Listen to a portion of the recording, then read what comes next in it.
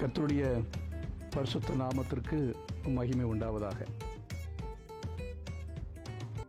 இன்றைக்கு நாம் படிக்க போகிறதான பாடம், தலைப்பு நமக்கு தெரியும், ரட்சிப்பை பற்றியதான பாடத்தை தான் நம்ம படிக்கிறோம். எபேசியர்ல இருந்து நாம் கவனித்தோம். எபேசியர், கொலோசையர், எபிரேயர், கலாத்தியர், இது எல்லாமே நம்ம என்ன செய்யணும்னா கனெக்ட் பண்ணி தான் நம்ம படிப்போம். இது எல்லாத்தையுமே ஒன்றோடொன்று நம்ம கனெக்ட் பண்ணி தான் நம்ம என்ன செய்ய போறோம், படிக்க போகிறோம். இதை கவனமாக கேட்டு கோர்வையாக எல்லா நாட்களும் வந்து கற்றுக்கொள்கிறவர்களுக்கு இது மிகவும் ஆசீர்வாதமாக அவங்களுக்கு இருக்கும். வேத புத்தகத்தை குறிப்பாக புதிய ஏற்பாடு முழு வேதாகமத்தையுமே நாம் புரிந்து கொள்வதற்கு உரிய இது ஒரு அடிப்படையான ஆழமான சத்தியங்கள். அதனால இது உங்களுக்கு ஒருவேளை கவனிக்காமல் இருக்கிறவர்களுக்கு இது மிகவும் கருகலாக இருக்கும். மற்றபடி நல்லா கோர்வையாய் கவனித்துக் கொண்டிருக்கிறவங்களுக்கு இது நல்லா புரியும். அது மட்டுமல்ல, நீங்க புதிய ஏற்பாடை படிக்கும் போது, குறிப்பாக ரோமர் நிருபம் மற்றும் பவுலுடைய நிருபங்களை படிக்கும் போது தேவனுடைய அந்த ரட்சிப்பை பற்றிய சத்தியம் அதன் மூலமாக நீங்கள் விளங்கிக் கொள்ளவும், அது வேதத்தோடு கூட நீங்க அதை அப்ளை பண்ணவும் அது வசதியாக இருக்கும்.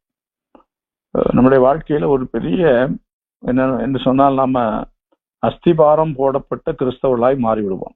இதுதான் உண்மையில சொல்ல போனால் அஸ்திபாரம் போடப்பட்டதான வாழ்க்கை. வாசிக்கலாம். எபேசியர் 1 அதிகாரம் 9 எபேசியர் 1:9. காலங்கள் நிறைவேறும் போது விளங்கும் நியமத்தின்படி பரலோகத்தில் இருக்கிறவைகளும் பூலோகத்தில் இருக்கிறவைகளும் ஆகிய சகலமும் கிறிஸ்துவுக்குள்ளே கூட்டப்பட வேண்டும் என்று தமக்குள்ளே தீர்மானித்திருந்த தம்முடைய தயவுள்ள சித்தத்தின் ரகசியத்தை எங்களுக்கு அறிவித்தார். இப்போ நீங்கள் எல்லாருமே பைபிள், அதே போல ஒரு நோட்டு புத்தகம், பேனா, இதெல்லாம் உங்களுக்கு இருந்தால்தான் நீங்கள் அதை விளங்கிக் கொள்ள முடியும், எழுத வேண்டும். அப்போ இங்கே சொல்லப்பட்ட ஒரு வார்த்தையை பாருங்க, ரகசியம், ரகசியம், பரம ரகசியம். அப்ப பரம ரகசியம் அப்படிங்கிறத தான் நம்ம படிக்க போறோம். பரம ரகசியம் என்பதைத்தான் நாம் இன்றைக்கு படிக்க போகிறோம். அப்ப பரம ரகசியம் அல்லது தெய்வீக ரகசியம், பரலோக ரகசியம், தேவனுடைய ரகசியம், இப்படி பல வார்த்தைகளை நாம் பயன்படுத்தலாம். அப்ப ரகசியம் அப்படிங்கிறதுக்கு இன்னொரு வார்த்தை, அதாவது ஆங்கிலத்தில் தி மிஸ்ட்ரி, தி மிஸ்ட்ரி. இன்னும் தமிழ்ல நம்ம சொல்லுவது மர்மம். சில காரியங்கள் மர்மமா இருக்கு. விமானம் ஒரு குறிப்பிட்ட இடத்துல, அதாவது ஒரு விமானம் மலேசியா, அதாவது எந்த நாட்டில் உள்ள ஒரு விமானம் காணாம போயிடுச்சு பாருங்க. அது காணாம போனதான அந்த விமானம் வந்து இன்னும் கண்டுபிடிக்கப்படவில்லை. அது மர்மமாக இருக்கிறது. எங்கே போனது, கடல்லையும் விழுந்ததா என்றால் இல்லை, தெரியவில்லை. அப்ப ஏதோ ஒரு இடத்துல அது மாய்ந்து போயிருக்கிறது அப்படின்னு சொல்றாங்க. அதே போல இந்த யூனிவர்ஸ்ல புரியாத நிறைய மர்மங்கள் இருக்கிறது. விஞ்ஞானிகள் எல்லாம் தெரியும் அப்படின்னு நினைத்து விடக்கூடாது. அந்த மர்மங்களை என்னன்னு சொல்ல, புதிர், புதிர் என்பது விடை கிடைக்காதவைகள், ஒரு புதிராக இருக்கிறது. அப்ப மர்மம், ரகசியம். இந்த வார்த்தைகளுடைய அர்த்தத்தை நாம் விளங்கிக் கொள்ள. ஏன் அப்ப இங்கே வந்து ரகசியம், அதனுடைய அர்த்தம் என்ன, என்ன ரகசியம் அப்படிங்கிறத நம்ம பார்க்கணும். இங்க சொல்லப்பட்டிருக்கிற இந்த ரகசியத்துக்கும் ரகசியம் என்பது ரட்சிப்பை பற்றியதுதான் ஒரு ரகசியம். தேவனுடைய ரட்சிப்பு, மனுக்குலத்துக்கு கொடுக்க போற ரட்சிப்பு, தேவன் ரட்சிக்கப்பட்டவர்களையும் குறித்ததான இந்த தெய்வீக திட்டம். ஆகவே இந்த தேவனுடைய திட்டம் என்பது அவர் தீர்மானித்திருக்கிற, கிறிஸ்துவுக்குள் தீர்மானித்திருக்கிற தீர்மானங்கள், கிறிஸ்துவுக்குள் அவர் வைத்திருக்கிற திட்டங்கள், இது எல்லாமே நாம் புத்திக்கு நம்ம புரிந்து கொள்வதில் ஒரு மர்மமான ஒன்று. உலகத்திலே சாதாரணமான மக்கள் புரிந்து கொள்ள மாட்டார்கள். அதைதான் கடந்த வாரம் கூட நம்ம பார்த்தோம். தேவனை குறித்து அறியப்படுவது அது யாருக்கு ஜென்ம சுபாவத்தார் அறிந்து கொள்ள மாட்டார்கள் அப்படின்னு சொல்லி நம்ம பார்த்தோம். இப்போ யாரெல்லாம் அதை புரிந்து கொள்ள மாட்டார்கள், அறிந்து கொள்ள மாட்டார்கள் அப்படிங்கிறது எல்லாத்தையும் நம்ம பார்த்தோம். ஆகவே புரிய முடியாதபடி கண்களுக்கு மறைக்கப்பட்டிருக்கிற ஒரு ரகசியம் உலகத்தில் உள்ளதான மக்களுக்கு இது வெளிப்படுத்தப்படவில்லை. நாம் என்ன செய்ய வேண்டும்? அதுக்காக தான் இந்த எபேசியர் 2ஆம் அதிகாரத்தில் கீழே உள்ள வசனங்களிலே நாம் படிக்கும் பொழுது, இடைவிடாமல் உங்களுக்காக ஸ்தோத்திரம் பண்ணி என் ஜெபங்களில் உங்களை நினைத்து நான் வேண்டிக் கொள்கிறேன். எதற்காக? 19ஆம் வசனம், மனக்கண்கள் பிரகாசமாக்கப்பட வேண்டும், பிரகாசமான மனக்கண்கள் கொடுக்கப்பட வேண்டும் அப்படின்றதுக்காக நான் என்ன செய்கிறேன்? வேண்டிக் கொள்கிறேன் என்று அப்போஸ்தலனாகிய பவுல் 1ஆம் அதிகாரம் 19ஆம் வசனத்துல அவர் சொல்லியிருக்கிறார். நீங்கள் வாசிக்கும் பொழுது 17ஆம் வசனத்திலிருந்தே கடைசி அந்த அதிகாரத்தின் கடைசி வரையிலையும் சொல்லி இருக்கிற இந்த விஷயங்கள் எல்லாமே அந்த ரகசியத்தோடு தொடர்பு உள்ளவைகள். இந்த ரட்சிப்பின் திட்டம் என்பது is a mystery of God. தேவன் இதை அந்த ரகசியம், மர்மம் புரிய கடினமான ஒரு காரியம். எளிதாக வெளிப்படுத்தப்படாமல் அது புரியாது. ஒரு பெட்டிக்குள்ளாலே ஒரு பொருள் வைக்கப்பட்டிருக்கிறது, என்ன என்று தெரியாது. ஆனால் அது திறக்க முடியவில்லை என்றால் அதுக்குள்ளே ஏதோ இருப்பது ஒரு மர்மமாக இருக்கிறது. அது எது என்று தெளிவாக தெரியவில்லை என்கிறது போல. ஆகவே சிலருடைய இருதயத்துக்குள் இருக்கிற காரியங்கள் அது ஒரு மர்மமா இருக்கும், அவங்களால புரிந்து கொள்ள முடியாது. அந்த மாதிரிப்பட்டதான ஒரு விஷயம்தான் தேவனுடைய இருதயத்தில் இருக்கிறதான காரியத்தை நாம் எளிதில் புரிந்து கொள்ள முடியாது. அது தேவனுடைய ரகசியங்கள், மனிதன் புரிந்து கொள்ள முடியாத சில ஆழமான காரியங்கள். அப்போ அதை குறித்துதான் இந்த வசனம் அப்படி சொல்லுகிறார். அப்படி என்றால் கிறிஸ்துவுக்குள்ளானது அந்த ரகசியம். அந்த ரகசியம் கிறிஸ்துவுக்குள்ளான ரகசியம். அதைத்தான் மேலே உள்ள வசனங்களிலே நாம் படித்தோம். இந்த ரட்சிப்பு கிறிஸ்துவுக்குள் தேவன் வைத்திருக்கிற ரட்சிப்பு அப்படிங்கிறது தான் நம்ம படித்துக் கொண்டிருக்கிறோம். அப்போ இந்த ரகசியம் என்ன அப்படிங்கறத நம்ம புரிந்து கொள்ளும்படி அந்த வசனத்துல நாம் என்ன செய்ய வேண்டும் என்று சொன்னால், சொல்லப்பட்டிருக்கிற விஷயத்தை நாம கூர்ந்து கவனிக்க வேண்டும். 10ஆம் வசனத்தை பாருங்க. தமக்குள்ளே தீர்மானித்திருந்த அப்படின்னு சொல்லப்பட்டிருக்கு. தீர்மானத்தின் ரகசியம். அப்படியே தீர்மானத்தின் ரகசியம். அப்ப ரகசியத்தினோட ஒண்ணு என்ன? தீர்மானத்தின் ரகசியம். அவர் தீர்மானித்திருந்த தம்முடைய தயவுள்ள சித்தத்தின் ரகசியம். அப்ப அதைத்தான் நம்ம மேலே உள்ள வசனங்களிலே கடந்த வாரத்தில் பார்த்தோம். என்ன பார்த்தோம்? 1:3 சகல ஆசீர்வாதத்தினாலும் உன்னதங்களிலே கிறிஸ்துவுக்குள் நம்மை ஆசீர்வதித்திருக்கிறார். அதுக்குள்ள திரும்ப போகல. 4ஆம் வசனம், தமக்குன்பாக நாம் அன்பில் பரிசுத்தமுள்ளவர்களும் குற்றமில்லாதவர்களுமாய் இருப்பதற்கு அவர் உலக தோற்றத்திற்கு முன்னே கிறிஸ்துவுக்குள் நம்மை தெரிந்து கொண்டார், நம்மை ஆசீர்வதித்திருக்கிறார். தெரிந்து கொண்டார், தெரிந்து கொள்ளுதல், நம்மை ஆசீர்வதிப்பது, கிறிஸ்துவுக்குள் நம்மை ஆசீர்வதிப்பது, கிறிஸ்துவுக்குள் நம்மை ஆசீர்வதிப்பதற்காக தெரிந்து கொள்வது, அந்த ஆசீர்வாதத்தை பெற்றுக் கொள்வதற்காக நம்மை தெரிந்து கொள்ளுதல். நம்மை என்று சொன்னால் மனு மக்களை, அதாவது ஆதாமுக்குள் சிருஷ்டிக்கப்பட்ட, ஆதாமோடு சேர்த்து அந்த உலகத்துல நிறைய ஸ்பீசிஸ் இருக்கு. அதுல ஒன்று என்னன்னா மனுஷ இனம். ஆகவே இந்த மனிதர்களாகிய அந்த மனித இனத்தை, மனுஷ இனத்தை, அவர்களை தேவன் உலக தோற்றத்துக்கு முன்னே தெரிந்து கொண்டு கிறிஸ்துவுக்குள்ளே அவர்களுக்காக என்னென்னலாம் செய்தார் அப்படிங்கிறதான் வேதம் சொல்லுகிறார். அதுலதான் ஒன்று என்ன, ஆசீர்வாதத்து கூட அடுத்தது. கிறிஸ்துவுக்குள் தெரிந்து கொள்ள மனு மக்கள் அவர்கள் சகல ஆசீர்வாதங்களுக்கு உடையவர்களாக இருக்க வேண்டும். அவர் கிறிஸ்துவுக்குள்ளே அவர் ஏற்கனவே அந்த ஆசீர்வதித்திருக்கிறார் அப்படின்னு சொன்னா அதை அவர் என்ன செய்து விட்டார், ஏற்படுத்தி விட்டார் உலகம் உண்டாடுறதுக்கு முன்பதாகவே. அடுத்தது தெரிந்து கொண்டார்.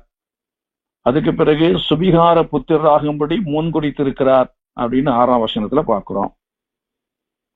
அதை தொடர்ந்து நாம் இங்க கீழே படிக்கிற இதன் அடிப்படையிலே அதுல என்ன பார்க்கிறோம், அவருடைய கிருபையின் ஐஸ்வரியத்தின்படியே 7ஆம் வசனம், இவருடைய இரத்தத்தினால் பாவ மன்னிப்பாகிய மீட்பு இவருக்குள் நமக்கு உண்டாயிருக்கிறது. இதெல்லாமே என்னவென்று சொன்னால் அவருடைய தயவுள்ள சித்தத்தின்படி அவர் என்ன செய்திருக்கிறார், சித்தத்தின் ரகசியங்கள், அவருடைய தயவுள்ள சித்தத்தின் ரகசியங்கள். அதுலதான் அந்த ரகசியத்தினுடைய உள்ளார்ந்த அந்த அர்த்தத்தை நம்ம புரிந்து கொள்ள முடியும். 9ஆம் வசனம் என்ன செய்தார், அந்த ரகசியத்தின்ல ஒரு பகுதி என்ன சொல்லப்பட்டிருக்கிறது என்றால் வாசித்து பாருங்க. பரலோகத்தில் இருக்கிறவைகளும் பூலோகத்தில் இருக்கிறவர்களும் ஆகிய சகலமும் கிறிஸ்துவுக்குள்ளே கூட்டப்பட வேண்டும். அதுதான் அந்த ரகசியம். இந்த ரகசியத்தை பற்றியதான சில வசனங்களை நீங்க எழுதி கொள்ளலாம். நீங்க என்ன செய்யுங்க, இந்த வாரத்துல நீங்க என்ன செய்யுங்க, தியானம் பண்ணுங்க. இந்த 1ஆம் அதிகாரம் 10ஆம் வசனத்தில் இருக்கிறது. 2வது ஒரு 10 வசனங்களை நான் சொல்லுகிறேன். எபேசியர் 5:32, 3வது 1 கொரிந்தியர் 15:51, 4 கொலோசையர் 1:27, 5 கொலோசையர் 1:4-6 வரை, எபேசியர் 1:18, எபேசியர் 3ஆம் அதிகாரம் 3-6 வரை உள்ள வசனங்கள், எபேசியர் 3ஆம் அதிகாரம் 11ஆம் வசனம். இன்னும் சில வசனங்கள் உண்டு. இப்பொழுது நான் பேசும் பொழுது அதை நீங்கள் சேர்த்துக் கொள்ளுங்கள். ஆகவே இதுல சொல்லப்பட்டிருக்கிற ரகசியம் அப்படிங்கிற வார்த்தைகள் வருகிறத பார்க்கிறோம். அதை ஒருத்தர் அதை திரும்ப வாசித்துட்டு நாம இதுக்குள்ளே போனா கொஞ்சம் கூட நன்றாக உங்களுக்கு விளங்கும். படிங்க பார்க்கலாம். 1:10 படிச்சுட்டோம். எபேசியர் 1ஆம் அதிகாரம் 9ஆம் வசனத்தை படிச்சுட்டோம். 9:10 அதுல இருக்கிறது ரகசியம், சித்தத்தின் ரகசியம். எபேசியர் 5:32 படிங்க பார்க்கலாம். எபேசியர் 5:32. இந்த ரகசியம் பெரியது, நான் கிறிஸ்துவை பற்றியும் சபையை பற்றியும் சொல்லுகிறேன். இந்த ரகசியம் பெரியது. அதுக்குள்ள இப்போ நம்ம போகல. வசனங்களை முதல்ல நம்ம தெரிஞ்சு அப்ப எத்தனை இடங்களை ரகசியங்கிற வார்த்தை, அப்போ ஒரு முக்கியமான வார்த்தைங்கிறத நாம புரிந்து கொள்ள வேண்டும். நம்ம அந்த எபேசியர் 1ஆம் அதிகாரத்தை படித்து அந்த சித்தத்தின்படியான ரகசியம் அப்படிங்கிறத வாசித்து கடந்து போயிடுவோம். நம்ம அதை பெருசாக யோசிக்க மாட்டோம், சிந்திக்க மாட்டோம். அப்ப அந்த ரகசியம் அப்படிங்கிற வார்த்தை மீண்டும் மீண்டும் வருகிறத பாருங்க. எபேசியர் 5:32 படித்தோம். இப்ப 1 கொரிந்தியர் 15:51 படிங்க. 1 கொரிந்தியர் 15:51. இதோ ஒரு ரகசியத்தை உங்களுக்கு அறிவிக்கிறேன், நாம் எல்லாரும் நித்திரை அடைவதில்லை, ஆகிலும் கடைசி எக்காலம் துணிக்கும் போது ஒரு நிமிஷத்திலே, ஒரு இமைப்பொழுதிலே நாம் எல்லாரும் மறுரூபமாக்கப்படுவோம். அப்ப இங்கே ஒரு ரகசியம் சொல்லப்பட்டிருக்கிறது. கொலோசியர் 1:27 படிங்க. கொலோசியர் 1:27. புறஜாதிகளுக்குள்ளே விளங்கிய இந்த ரகசியத்தில் உள்ள மகிமையின் ஐஸ்வர்யம் இன்னதென்று தேவன் தம்முடைய பரிசுத்தவான்களுக்கு தெரியப்படுத்த சித்தமானார். கிறிஸ்துவானவர் மகிமையின் நம்பிக்கையாக கிறிஸ்துவான மகிமையின் நம்பிக்கையாக உங்களுக்குள் இருப்பதே அந்த ரகசியம். அதுல 2 முறை சொல்லப்பட்டிருக்கு இல்லையா? கொலோசியர் 1:27 நீங்க படிக்கும் போது புறஜாதிகளுக்குள்ளே விளங்கிய இந்த ரகசியத்தில் உள்ள மகிமை அப்படிங்கிறது வருது. மறுபடியும் கிறிஸ்துவானவர் மகிமையின் நம்பிக்கையால் உங்களுக்குள் இருப்பதே அந்த ரகசியம். பாருங்க, இந்த ரகசியம் என்ன அப்படிங்கிறதை இந்த வசனங்கள் நமக்கு விளக்குகிறது. அதுல ஒன்று என்னவென்றால், கிறிஸ்துவானவர் மகிமையின் நம்பிக்கையாக உங்களுக்குள் இருப்பதே அந்த ரகசியம். அடுத்தது கொலோசியர் 2:2 அவர்களுடைய இருதயங்கள் தேற்றப்பட்டு அவர்கள் அன்பினால் இணைக்கப்பட்டு பிதாவாகிய தேவனுக்கும் கிறிஸ்துவுக்கும் உரிய ரகசியத்தை அறிந்து கொள்ளுகிற உணர்வின் பிதாவாகிய தேவனுக்கும் கிறிஸ்துவுக்கும் உரிய ரகசியத்தை அறிந்து கொள்ளுகிற உணர்வின் பூரண நிச்சயத்தினுடைய அப்படின்னு பார்க்கிறோம். எல்லா ஐஸ்வர்யத்துக்கும் உரியவர்களாக வேண்டும் என்றே இப்படி விரும்புகிறேன், அவருக்குள் ஞானம் அறிவு என்பவை பொக்கிஷங்கள்லாம் அடங்கி இருக்கிறது அப்படின்னு சொல்லப்பட்டுகிறது. அப்போ அந்த ரகசியத்தை பற்றி அங்கே நம்ம பார்க்கிறோம். அதுக்கு பிறகு நீங்க நான் சொன்ன இந்த வசனம் எபேசியர்ல நீங்கள் படித்தீர்கள். எபேசியர்ல அதை பாக்குறீங்க. இப்போ இன்னொரு வசனத்தை படிங்க. எபேசியர் 1:18. எபேசியர் 1:18. தாம் நம்மை அழைத்ததினாலே நமக்கு உண்டாயிருக்கிற நம்பிக்கை இன்னதென்றும் பரிசுத்தவான்களிடத்தில் தமக்கு உண்டாயிருக்கிற சுதந்திரத்தினுடைய மகிமையின் ஐஸ்வர்யம் இன்னதென்றும். ஆமா, இதெல்லாம் அதோட தொடர்புள்ளதுதான். நான் விளக்கி சொல்ல போறேன். இப்போ 3ஆம் அதிகாரம் 3-6 வரை படிங்க. எபேசியர். அது என்னவெனில், புறஜாதிகள் சுவிசேஷத்தினாலே உடன் சுதந்திரருமாய் ஒரே சரீரத்திற்கு உள்ளானவர்களுமாய் கிறிஸ்துவுக்குள் அவர் பண்ணின வாக்குத்தத்தத்துக்கு உடன் பங்காளிகளுமாய் இருக்கிறார்கள் என்கிற இந்த ரகசியத்தை அவர் எனக்கு வெளிப்படுத்தி அறிவித்தார். இதை குறித்து நான் முன்னமே சுருக்கமாய் எழுதியிருக்கிறேன். அதை நீங்கள் வாசிக்கையில் கிறிஸ்துவின் ரகசியத்தை குறித்து எனக்கு உண்டாயிருக்கிற அறிவை அறிந்து கொள்ளலாம். இந்த ரகசியம் இப்பொழுது அவருடைய பரிசுத்த அப்போஸ்தலருக்கும் தீர்க்கதரிசிகளுக்கும் ஆவியானவராலே வெளிப்படுத்தப்பட்டிருக்கிறது போல காலங்களில் மனுபுத்திரருக்கு அறிவிக்கப்படவில்லை. உங்களுக்கு ஏதாவது புரிகிறது என்று நினைக்கிறேன். இந்த வசனங்களை படிக்கும்போது உங்களுக்கு ஓரளவுக்கு சில காரியங்கள் விளங்கும். மேலோட்டமாக தான் இப்ப நம்ம இதை பார்த்து கொண்டிருக்கிறோம். இதுக்குள்ளாலே நாம போவதற்கு நமக்கு நேரம் தேவைப்படும். இப்ப இந்த வாசித்த வசனத்துல 3 இடங்களை பாக்குறீங்க. 3ஆம் வசனத்துல இந்த ரகசியத்தை அவர் எனக்கு வெளிப்படுத்தி அறிவித்தார் அப்படின்னு சொல்றார். அது என்ன அப்படிங்கிறது அங்கே இருக்கிறது. நான் பின்னால் உங்களுக்கு சொல்றேன். கீழே மறுபடியும் 5ஆம் வசனம், அதை நீங்கள் வாசிக்கையில் கிறிஸ்துவின் ரகசியத்தை குறித்து எனக்கு உண்டாயிருக்கிற அறிவை அறிந்து கொள்ளலாம். அப்ப இந்த ரகசியத்தை அறியணும்னா அவர் எழுதியிருக்கிறதை அது நீங்கள் வாசிக்கையில் இந்த வேதத்துல கொடுக்கப்பட்டிருக்கிற இந்த விஷயங்களை, அதான் அப்போஸ்தலனாகிய பவுலுக்கு வெளிப்படுத்தினவைகளை நாம் வாசிக்கும் பொழுது நாம் அதை அறிந்து கொள்ளலாம். வாசிக்காமல் அறிந்து கொள்ள முடியாது. வாசிக்கையில் அப்படிங்கும்போது படிக்கையில் அதை நம்ம படிக்கணும். சும்மா வாசிட்டு போனா போதாது, அதை நம்ம கருத்தோட படிக்க வேண்டும். அப்போ கீழே அப்போஸ்தலனாகிய பவுலுக்கு எப்படி இந்த ரகசியம் விளங்கினது அப்படின்னு கேட்டால் 1ஆம் அதிகாரம் 6ஆம் வசனம் படித்து பாருங்கள். இந்த ரகசியம் இப்பொழுது அவருடைய பரிசுத்த அப்போஸ்தலருக்கும், அப்ப அவருக்கு மட்டும்னு சொல்லவில்லை. அவர் பரிசுத்த அப்போஸ்தலர் என்றால் மற்ற 12 அப்போஸ்தலர்களுக்கும் சேர்த்துதான் சொல்றார். தீர்க்கதரிசிகளுக்கும் அப்படின்னா பழைய ஏற்பாட்டுள்ள தீர்க்கதரிசிகளுக்கும் சேர்த்துதான் சொல்றார்.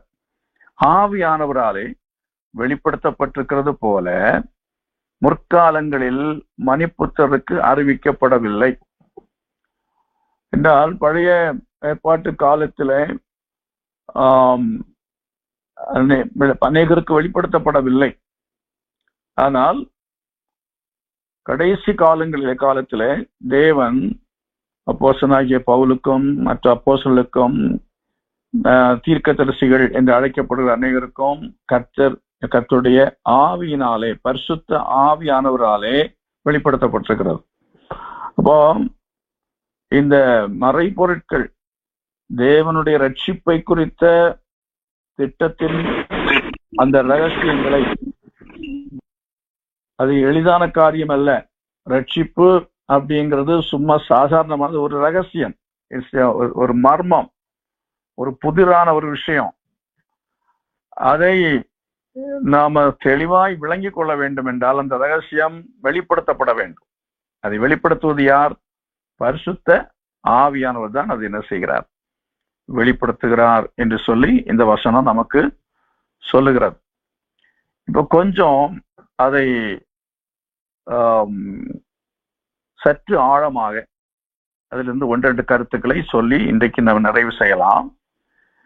அதாவது இந்த ரகசியத்தை பற்றி நாம் புரிந்து கொள்வதற்காக திரும்பவும் எபேசியர் 1ஆம் அதிகாரம் 9ஆம் வசனத்துக்கு வர வேண்டும். அங்கே வரும்போது அந்த ரகசியத்தை உடைய ஒரு ஆரம்ப புள்ளி இல்லைன்னா ரகசியத்தினுடைய ஒரு பார்ட், ஒரு விஷயம் அங்கே சொல்லப்பட்டிருக்கிறது. அங்கிருந்து நம்ம ஆரம்பிக்கலாம். என்ன சொல்லப்பட்டிருக்கு பாருங்க. பரலோகத்தில் இருக்கிறவைகளும் பூலோகத்தில் இருக்கிறவைகளும் ஆகிய சகலமும் கிறிஸ்துவுக்குள்ளே கூட்டப்பட வேண்டும் அப்படின்னு சொல்லப்பட்டிருக்கு. அப்போ பரலோகத்தில் உள்ளவைகளும் பூலோகத்தில் உள்ளவைகளும் ஆகிய சகலமும் கிறிஸ்துவுக்குள்ளே கூட்டப்பட வேண்டும் அப்படிங்கிற அந்த விஷயத்தை நம்ம புரிந்து கொள்ள வேண்டும். இப்ப அதை புரிந்து கொள்ளும் முன்பாக பரலோகத்தில் உள்ளவைகள் பூலோகத்தில் உள்ளவைகள் என்ன அப்படிங்கிறது ஏற்கனவே நம்ம படித்திருக்கிறோம். உங்களுக்கு ஞாபகம் இருக்கலாம், சிலருக்கு ஞாபகம் இருக்கலாம். எத்தனை பேர் நீங்கள் சரியா கவனிக்கிறீங்களோ குறிப்பெடுத்துக் கொண்டு உங்களுக்கு ஞாபகம் இல்லைன்னு படித்து பாருங்கள். கொலோசியர் 1ஆம் அதிகாரம் 16ஆம் வசனத்துல படிக்கிறோம். கொலோசியர் 1:16 படிக்கிறோம். வாசித்து பாருங்க. கொலோசியர் 1:16. ஏனென்றால் அவருக்குள் சகலமும் சிருஷ்டிக்கப்பட்டது, பரலோகத்தில் உள்ளவைகளும் பூலோகத்தில் உள்ளவைகளும் ஆகிய காணப்படுகிறவைகளும் காணப்படாதவைகளுமான சகல வஸ்துக்களும், சிங்காசனங்களானாலும் கர்த்தத்துவங்களானாலும் துரைத்தனங்களானாலும் அதிகாரங்களானாலும் சகலமும் அவரை கொண்டும் அவருக்கென்றும் சிருஷ்டிக்கப்பட்டது. அப்போ சிருஷ்டிக்கப்பட்ட, பரலோகத்திலும் பூலோகத்திலும் சிருஷ்டிக்கப்பட்ட சிருஷ்டிகள் அப்படின்னு எழுதி கொள்ளுங்கள். பரலோகத்தில் உள்ள காணப்படுகிறவைகளும் காணப்படாதவைகளுமானவைகள். அப்ப 2 வகையான சிருஷ்டிப்புல 2 இருக்கு.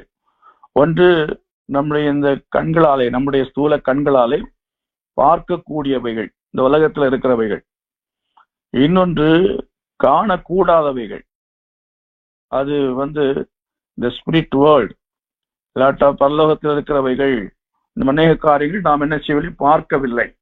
ஆகவே காணப்படுகிறவைகள் காணக்கூடாதவைகள். ஏஞ்சல்ஸ் நம்ம பார்க்க முடியறதில்லை. ஆவியா இருக்கிற தேவனை நாம பார்க்கறதில்லை.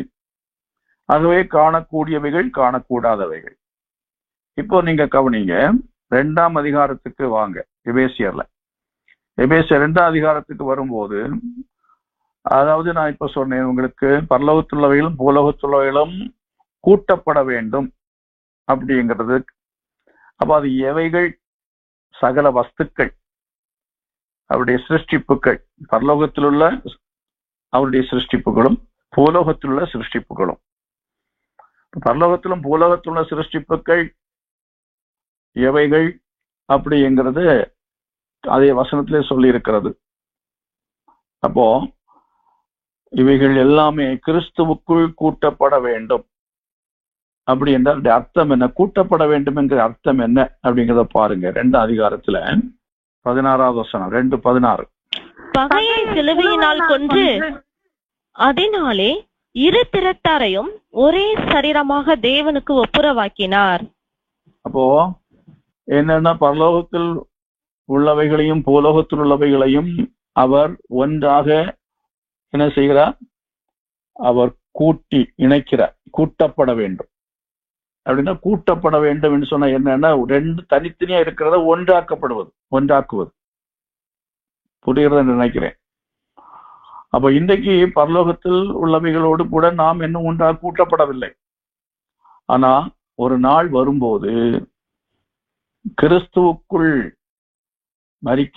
மரித்தவர்கள், அதை நாம் எங்க வாசிக்கிறோம்? தெசலோனிக்கேயர் நிருபத்துல வாசிக்கிறோம்.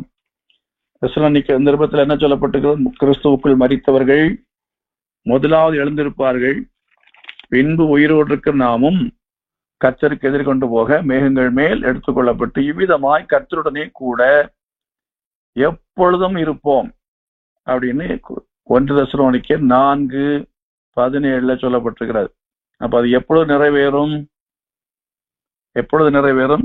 இயேசு கிறிஸ்துவனுடைய வருகையில பரலோகத்துள்ளவைகளும் பூலோகத்துள்ளவைகளும் ஒன்றாக கூட்டப்படும் அப்படிங்கிற சத்தியத்தை நம்ம பார்க்கிறோம்.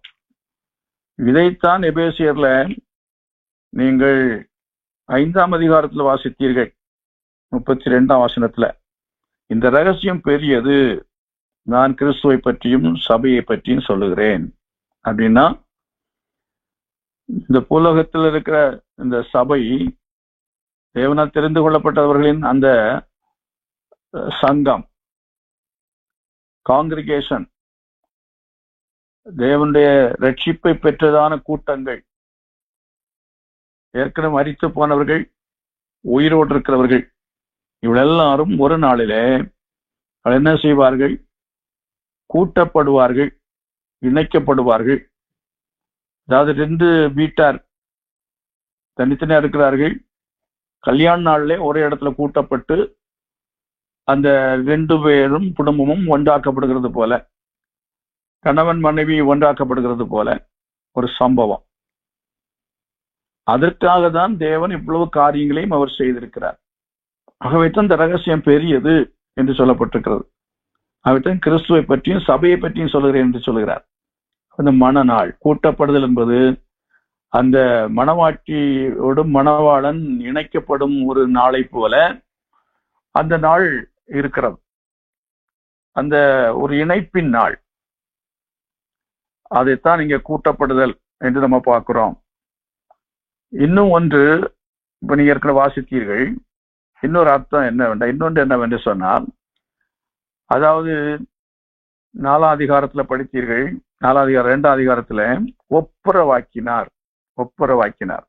நீங்கள் 2ஆம் அதிகாரத்துல 11ஆம் வசனத்திலிருந்து படிக்க வேண்டும். 11 ஆரம்பித்து 16வது வசனம், அது கீழே 22ஆம் வசனம் வரையிலையும் எழுதி கொள்ளுங்கள். 12லிருந்து 11லிருந்து 21 வரையிலும் படிக்கிற சமயத்துல சொல்லப்பட்டிருக்கிறது, புறஜாதிகளாய் இருந்தவர்களையும் புறஜாதிகளையும் இஸ்ரவேலையும் ஒன்றாக அவர் ஆக்கினார். கிறிஸ்துவுக்குள் ஒன்றாக கூட்டப்பட்டார்கள். பழைய ஏற்பாட்டிலே புறஜாதிகள், அதே போல யூதர்கள், இஸ்ரவேலர்கள், அவர்கள் ஒன்றாக இல்லை.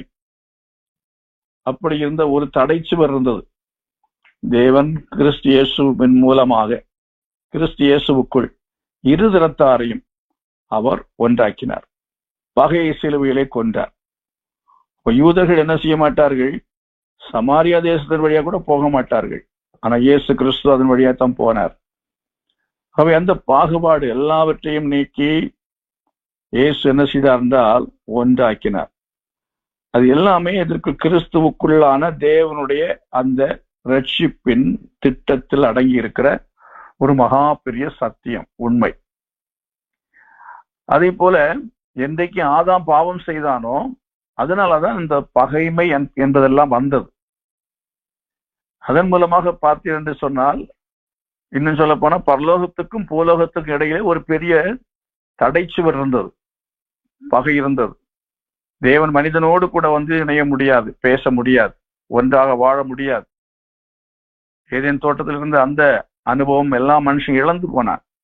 அதெல்லாம் அவற்றையும் திரும்ப ஏற்படுத்துகிற ஒரு ஒப்புரவாக்குதல், மனுக்குலத்தை, அதாவது பகைவராய் மாறினதான மனுக்குலத்தை தேவனுக்கு விரோதமாய் பாவம் செய்து நாம் அவருக்கு தூரம் போனபடி அவர்களாகி நம்மை தேவனோடு ஒப்புரவாக்குவதற்காக தேவன் கொண்டிருந்த திட்டம் தான் ரட்சிப்பின் திட்டம். அதற்காக தான் கிறிஸ்துவுக்குள் திட்டத்தை அவர் ஏற்படுத்தி அவரை உலகத்தில் அனுப்பி கிறிஸ்துவுக்குள் நம்மை ஒன்றாக அவர் இணைத்தார், ஒப்புரவாக்கினார். இதைத்தான் கீழே படிக்கிறோம். அந்தபடியே 18ஆம் வசனம், அதை மேல பாருங்க 17ல, அல்லாமலும் அவர் தூரமாயிருந்த உங்களுக்கும் சமவாய்ந்த அவர்களுக்கும் சமாதானத்தை சுவிசேஷமாக அறிவித்தார். அந்தபடியே நாம் இருதரத்தாரும் ஒரே ஆவியினாலே பிதாவினிடத்தில் சேரும் சிலாக்கியத்தை அவர் மூலமாய் பெற்றிருக்கிறோம் அப்படின்னு சொல்லி கீழே மீதி உள்ள காரியங்கள் சொல்லப்பட்டிருக்கிறது. இப்போ நீங்க படித்தால் உங்களுக்கு இந்த நிருபம் இன்னும் கொஞ்சம் விளங்கும். கொலோசியரும் விளங்கும், எபேசியரும் விளங்கும். ஆகவே இந்த ரகசியம் என்கிற வார்த்தையை வைத்துக்கொண்டு நீங்க என்ன செய்யுங்கள், இந்த வாரம் கொஞ்சம் ஆராய்ச்சி செய்யுங்கள். அதை நீங்கள் தொகுத்து கோர்வையாக எழுதுங்கள். எந்த வசனத்துக்கு அடுத்தது எது இணைக்கலாம் அப்படின்னு பாருங்க. அப்போ இந்த ரகசியம் தேவன் உங்களுக்கு இன்னும் வெளிப்படுத்தி தருவார். அது ரொம்ப மகிழ்ச்சியா இருக்கும், ரொம்ப சந்தோஷமா இருக்கும். ஆகவே இன்றைக்கு நாம் இந்த வசனத்தினுடைய விளக்கத்தை பார்த்தோம். என்ன வசனம்? கிறிஸ்துவுக்குள் கூட்டப்பட வேண்டும் என்று தமக்குள்ளே தீர்மானித்திருந்த தம்முடைய தயவுள்ள சித்தத்தின் ரகசியம். ஜெபிக்கலாம். ஸ்தோத்திரம் கர்த்தாவே, நீங்க அதிகமா நேசி நல்ல தகப்பனே. கர்த்தாவே ஸ்தோத்திரம் அப்பா. இந்த வேலை நீங்க ஆனது அப்பா, எங்களோட நம்முடைய வார்த்தைகளை கொண்டு நீங்க கேட்டு பேசுனீங்க தகப்பனே. அதற்காக உங்களுக்கு சொல்லிக்கிறோம் அனுவே அப்பா. உங்களுடைய இந்த நாளை கூட அனுவே அப்பா, உங்களுடைய வருகையின் ரகசியத்தை பற்றி அனுவே அப்பா, அதே போல் ரட்சிப்பை கொண்டு நாங்கள் அநேக அனுரை அப்பா நாங்கள் நாள்தோறும் கேட்டுக்கொண்டிருக்கோம் தகப்பனே. அனுரை அப்பா, இது போன்ற அனுரை அப்பா, உங்களுடைய வருகையின் போது நாங்கள் அனுரை அப்பா எங்களை நாங்கள் ஆயத்தப்படுத்திக் கொள்ள கட்டத்தாமே அனுரை அப்பா ஒவ்வொருவரையும் அனுரை அப்பா திருப்பிப்பாடு நாங்கள் ஜெபிக்கிறோம் அப்பா. உமக்கு அனுரை உமக்கு பிரியமான பிள்ளைகளாய் வளர கட்டத்தாமே எங்களை ஒவ்வொருவரையும் நீ பயன்படுத்த நாங்கள் ஜெபிக்கிறோம், ஸ்தோத்திரிக்கிறோம் அப்பா. எங்களை அப்பா உங்களுடைய கரங்களில் ஒப்புக் கொடுக்குற தகப்பனே. நீரே அனுரை அப்பா எங்களை சேவைப்படுத்தி பயன்படுத்துங்க ஸ்தோத்திரம் அப்பா. இந்த வாலிப நாட்டிலே அனுரை அப்பா எங்களை குறித்து நீர் வைத்திருக்கான உங்களுக்கு திட்டம் எதுவாக இருந்தாலும் அனுரையாத அனுரை அப்பா, அதை கொண்டு அனுரை நீரே அனுரை அப்பா எங்களை வழிநடத்தி நாங்கள் ஜெபிக்கிறோம், ஸ்தோத்திரிக்கிறோம் கட்டத்தான் அனுரை அப்பா. ஒவ்வொருவரையும் அனுரை ஒவ்வொருவரையும் நீங்க ஆசிரியத்து நாங்கள் ஜெபிக்கிறோம். நீரை தொடர்ந்து பொறுப்படுத்திக் கொள்ளுங்க. ஜெபிக்கிறோம் பிதாவே. ஆமென். கர்த்தராகிய இயேசு கிறிஸ்துவின் கிருபையும் பிதாவாகிய தேவனுடைய அன்பும் பரிசுத்த ஆவியானுடைய அந்யோன்ய ஐக்கியமும் இன்றும் என்றும் சதா காலங்களிலும் நம் அனைவரோடும் சகல பரிசுத்தவானுடன் நிலைத்திருப்பதாக. ஆமென்.